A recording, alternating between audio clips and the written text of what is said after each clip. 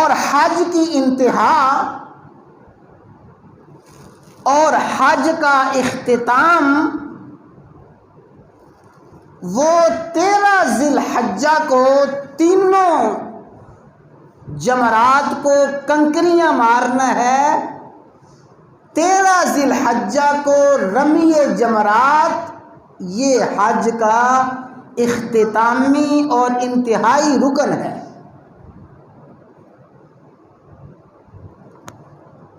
بس آج کے خطبہ میں انشاءاللہ العزیز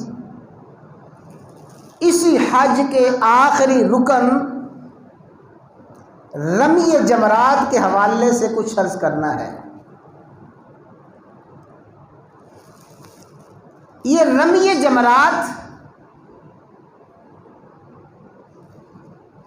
10 ذی الحجہ سے شروع ہوتا ہے۔ 10 ذی الحجہ کو صرف ایک جمرہ کی رمی کرنی ہے، 7 کنکر مارنے ہیں۔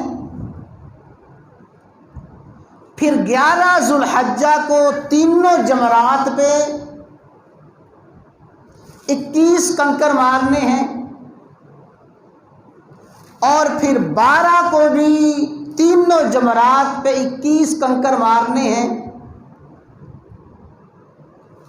اور پھر مستحب اور بہتر اور فضیلت والی بات یہ ہے کہ 13 ذی الحج کو بھی تینوں جمرات کو رمی کی جائے۔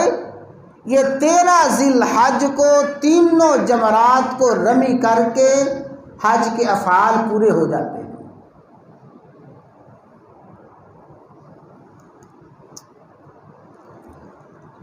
جب اللہ تعالیٰ نے